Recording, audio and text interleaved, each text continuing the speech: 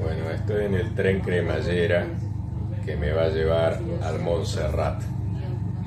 Vamos a llegar directamente al monasterio.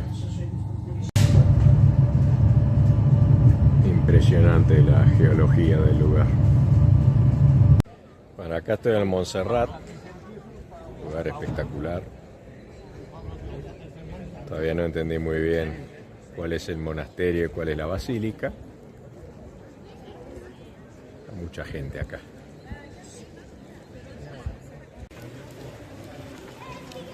Es frecuente que en el Montserrat se presenten nieblas repentinas que envuelven al viajero y lo desorientan por completo.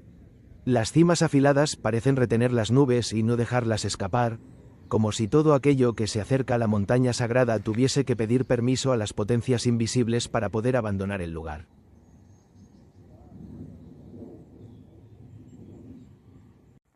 Escenas alusivas al Vía Crucis en nuestro camino a la Santa Cova. Y estamos llegando a la cova, la Santa Cova, donde se encontró la imagen de la Virgen. Ahora han hecho una iglesia alrededor de la cova. Y esta es la Santa Cova de Montserrat. Aquí es donde en el año 880 la Virgen se apareció a unos niños pastores que al principio vieron una luz acompañada por una música celestial.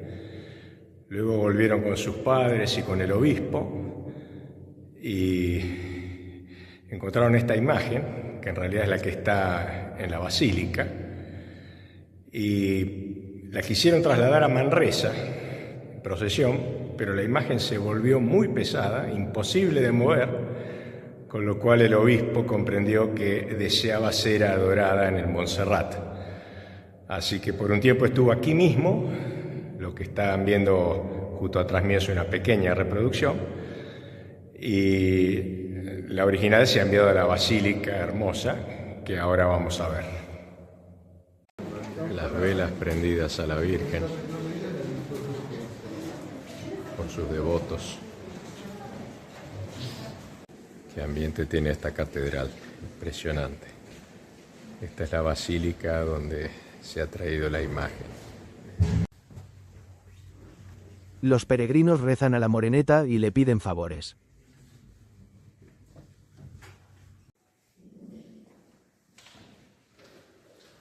Detrás de la imagen hay una capilla octogonal decorada con vitrales y tallas que componen un ambiente mágico. Es un ámbito de silencio y oración.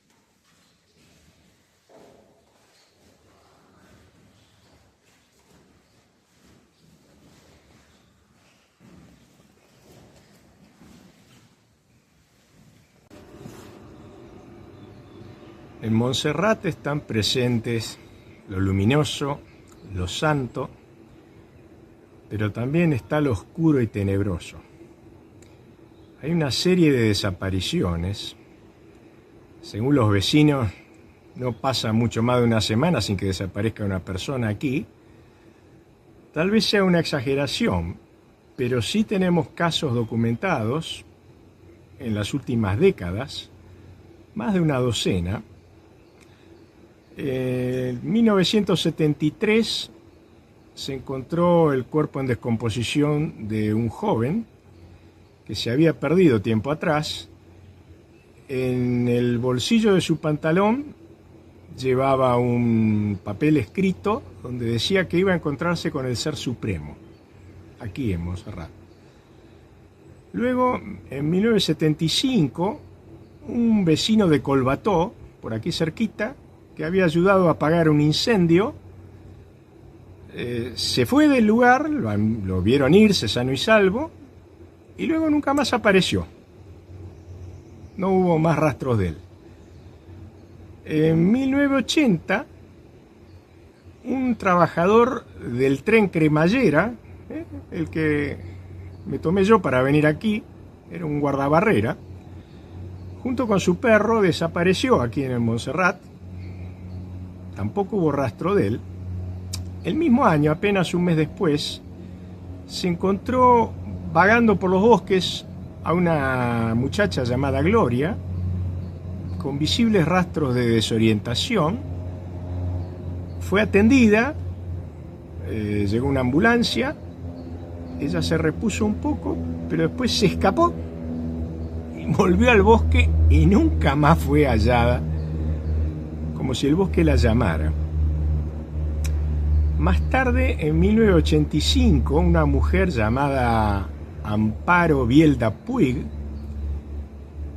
le confesó a una amiga que andando por el Montserrat había sufrido profundos mareos y que sentía como que la llamaba un reino subterráneo que había en la montaña.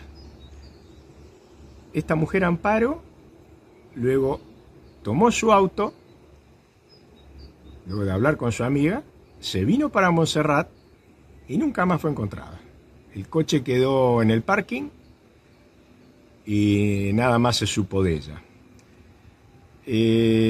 También allá por 1988 fue encontrado un ejecutivo de 38 años en las mismas condiciones, es decir, él desapareció en realidad, lo que fue encontrado fue su auto, en las mismas condiciones que el auto de Amparo. Otra circunstancia enigmática fue la de un montañista que se perdió aquí en Montserrat. Luego de varios días salieron a buscarlo con un helicóptero, vieron a alguien que les hacía señas y dijeron, bueno, debe ser el hombre perdido. Bajaron y no era él, era otro que se había perdido también hacía unos días. Y cuando le preguntaron qué pasó en esos días, dijo, estuve durmiendo con la mujer negra. Y proporcionó una localización donde él había estado durmiendo con esta mujer.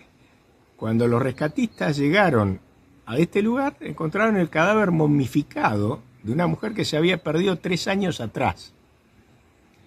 Así que vemos que son varias las historias, ¿no?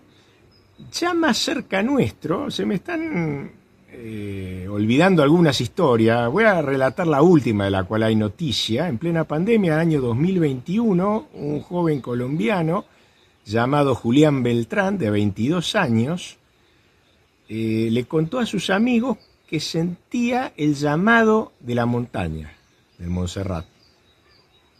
Luego de eso desapareció y nada más se supo de él. A decir que ya hace más de 2 siglos, en 1801, hubo un monje llamado Joan, quien dejó un manuscrito que todavía se conserva, en el cual relata una exploración que hizo, entrando a la cueva del Salitre. Por ahí siguió unas galerías, cosa de 1 kilómetro, y encontró un acantilado con un gran lago subterráneo debajo del Montserrat. Ese manuscrito entonces nos describe directamente la existencia de un lago subterráneo. Recordemos que Amparo hablaba de un reino subterráneo bajo el Montserrat.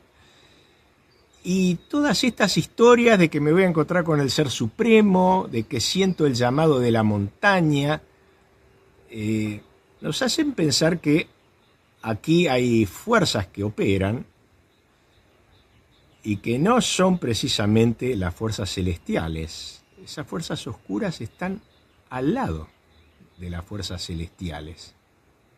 No sabemos si son 2 caras de la misma moneda. Para concluir voy a decir que los días 11 de marzo, en una explanada que hay donde hay buena vista de esta montaña, se reúnen los aficionados a la ufología, hacen vigilias para tratar de ver ovnis, porque son muy frecuentes los avistamientos de luces, y uno ya no sabe si son luces de ovnis, si son las luces que vieron aquellos pastorcitos que descubrieron la imagen de la Virgen, o si son luces que se llevan a la gente y nunca más reaparece.